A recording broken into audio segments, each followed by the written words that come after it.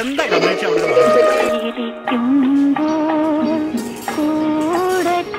ഈ ഗാനം Indian cricket team captain Mahendra Singh ധോണിക്കു വേണ്ടി ഉറ്റ സുഹൃത്ത് റിക്കി പോണ്ടിങ് ആവശ്യപ്പെട്ടതാണ്. ഇതോടെ ഗാനസന്ധ്യ അവസാനിക്കുന്നു. ഇനി ഉള്ളിക്കൃഷിയുടെ സാധ്യതകളുമായി വയലും അപ്പുറവും പരിപാടിയിൽ സുരേഷ് കുറ്റിക്കാരൻ. ഉള്ളിക്കൃഷി വളരെ ലാഭകരമായ കൃഷിയാണ്. ഈ ധോനിയൊക്കെ നീ പറയണ കൃഷി ചെയ്യണതാ നല്ലത്. അല്ല കുമാരേട്ട, നിങ്ങൾ ഈ ഒരു കളി തോൽക്കുമ്പോഴേക്ക് ഇങ്ങനെ പറഞ്ഞാ എങ്ങനെ? ഒന്നുമില്ലേലും ലോകകപ്പ് നേടിയ ടീമല്ലേ?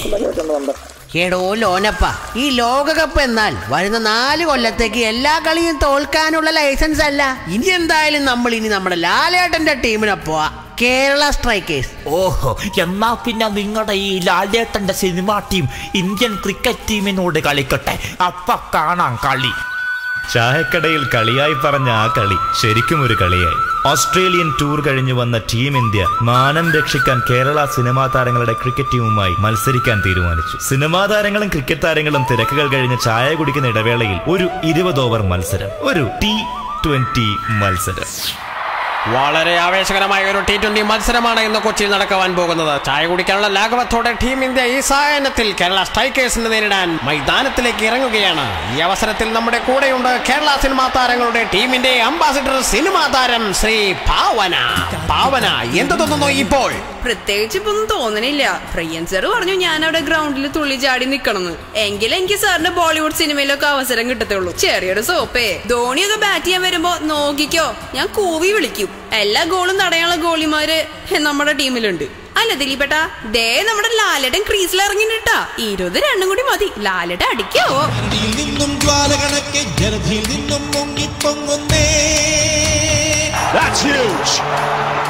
That is a biggie. It's out of here.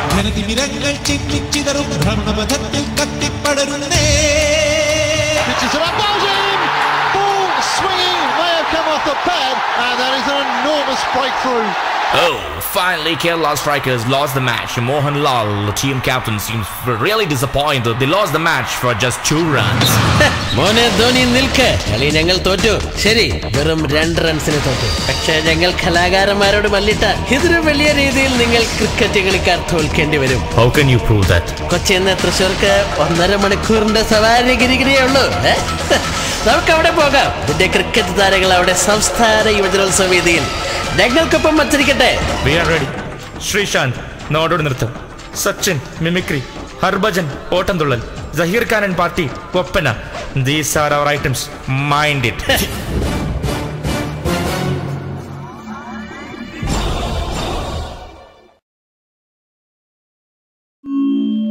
അടുത്ത കോഡ് നമ്പർ D6806.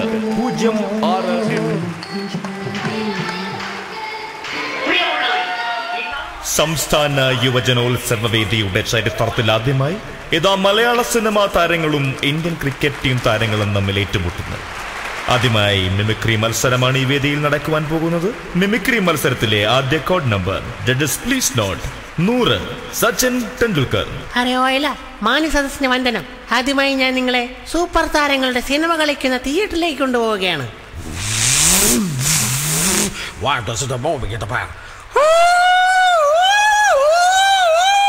ഇതാണ് ഇവിടുത്തെ ഞാൻ ഒരു സിനിമ കാണാൻ പോയപ്പോൾ എനിക്കുണ്ടായ അനുഭവം. അടുത്തതായി അനശ്വരനായ നടൻ ജയൻ. ഒരു 100 ഓവർ കിട്ടിയിരുന്നെങ്കിൽ 100 തേക്കാമായിരുന്നു.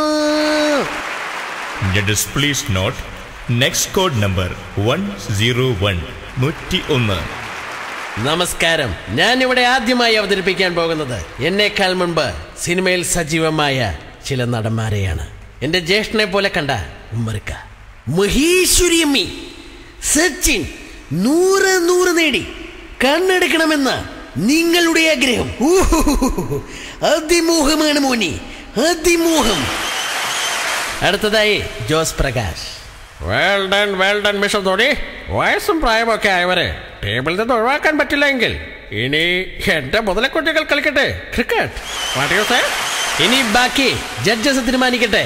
മിമിക്രി മത്സരഫലം 1ാം സ്ഥാനം Shri Mohanlal with A grade. 2ാം സ്ഥാനം Shri Jayaram with B grade. എന്റെ അമ്മോ, ഞാൻ ഒട്ടും പ്രതീക്ഷിച്ചില്ല. സ്ഥാനവും ഗ്രേഡും ഒന്നുമില്ലാതെ 3-ാം സ്ഥാനത്ത് സച്ചിൻ ടെണ്ടുൽക്കർ. മത്സരം തുടർന്നു. പങ്കെടുത്ത മത്സരങ്ങളിലെല്ലാം ക്രിക്കറ്റ് താരങ്ങൾ അമ്പയെ പരാജയപ്പെട്ടു. ഒടുവിൽ ക്രിക്കറ്റ് താരങ്ങളും സിനിമാ താരങ്ങളും ഒരു നിഗമനത്തിലെത്തി. അതെ, ധോനി കേരള സ്ട്രൈക്കേഴ്സിന്റെ ക്യാപ്റ്റനായല്ല, ഒരു ഏട്ടന്റെ സ്ഥാനത്ത് നിന്ന് പറയാ. അവരവരുടെ ജോലി അവരവർ വൃത്തിയായി ചെയ്യുന്നതല്ലേ നല്ലത്. ഞങ്ങളിനി ക്രിക്കറ്റ് കളിച്ച് നിങ്ങളെ തോൽപ്പിക്കാനില്ല. തിരിച്ച് സിനിമയിലും പരസ്യത്തിലേക്ക് അഭിനയിച്ച് നിങ്ങൾ സമയം കളയരുത്. പോയി പ്രാക്ടീസ് ചെയ്യ്. പോ. ഞങ്ങൾ പ്രാക്ടീസ് നിർത്തി ഷൂട്ടിംഗ് സെറ്റിലേക്ക് പോവാ. സ്റ്റംബോ കപിൽ ദേവ, അതാകണം നിങ്ങളുടെ മനസ്സിലെ പ്രാർത്ഥന. വരട്ടെ. അങ്ങനെ സിനിമാക്കാർ ക്രിക്കറ്റ് ഉപേക്ഷിച്ചു, ക്രിക്കറ്റുകാർ അഭിനയവും ഉപേക്ഷിച്ചു. അവരവർക്ക് പറഞ്ഞ മേഖലയിൽ അവർ മുഴുവൻ സമയവും പ്രയത്നിച്ചു. അതിൽ അവർ വിജയം കണ്ടു.